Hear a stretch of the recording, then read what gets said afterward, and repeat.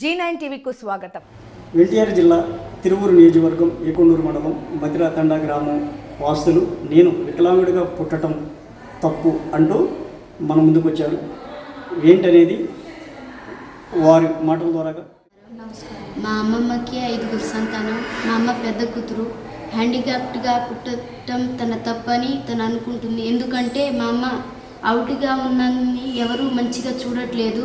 అయితే మా అమ్మ వాళ్ళ నాయనమ్మ తనని దగ్గర తీసుకొని పెంచి పెళ్లి చేసింది. పెళ్లి చేసి మా అమ్మ వాళ్ళ తాతయ్య సంపాదించిన ఆస్తిలో కొంచెం ఇళ్ళ స్థలం ఇచ్చింది, 4 సెంట్లు. అక్కడ ఇల్లు కట్టుకొని అమ్మ నాన్న ఇల్లు కట్టుకున్నారు. మేము అమ్మవాళ్ళకి 2 ఆడపిల్లలం. నేను పెద్ద కూతుర్ని. అయితే మా పెద్ద మావయ్య వాళ్ళు ఫస్ట్లోనే గొడవ పెట్టేవాళ్ళు. మాకు ఈ స్థలం కావాలి, మీరు ఇక్కడ నుంచి వెళ్ళిపోండి అని బెదిరిస్తున్నారు. మమ్మల్ని బాగా ఇబ్బంది పెట్టారు, బాగా కొట్టారు.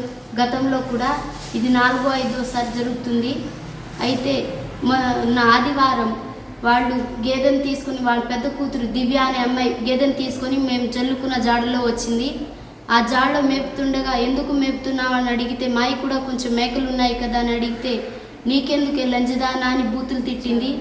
బాగా బూతులు తిట్టి మమ్మల్ని మా పెద్ద మావయ్య అయిన తొలిచ, పెద్ద అత్తయ్య అయిన రంగమ్మ జుట్టు పట్టుకొని బయటికి లాక్కొని రోడ్డు మీద తీసుకొచ్చి ఆడపిల్లనని చూడకుండా మా మావయ్య చెప్పుకోలేని చోట తన్నాడు నన్ను. అమ్మని నన్ను ముగ్గురు కలిసి బాగా కొట్టారు.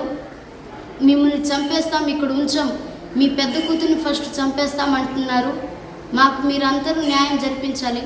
అలాగే మేము కొట్టారని మేము ఏకొండూరు పోలీస్ స్టేషన్ ముందు వెళ్ళి కేసు పెట్టాము. తర్వాత స్పృహ తప్పి పడిపోతే పక్కనున్నోళ్ళు అంబులెన్స్కి ఫోన్ చేసి నన్ను హాస్పిటల్కి తీసుకొచ్చారు, తిరువూరు హాస్పిటల్కి తీసుకొచ్చారు. అయితే నేను ట్రీట్మెంట్ తీసుకుంటున్నాను. మమ్మల్ని బ్రతకనివ్వట్లేదు. అమ్మని నన్ను చంపేస్తామంటున్నారు. ఆ స్థలం కోసం మా ముందు దయ వంచి మాకు న్యాయం జరిపించండి. మాకు ఇంటికి వెళ్ళాలంటే భయం వేస్తుంది, మమ్మల్ని చంపేస్తామంటున్నారు.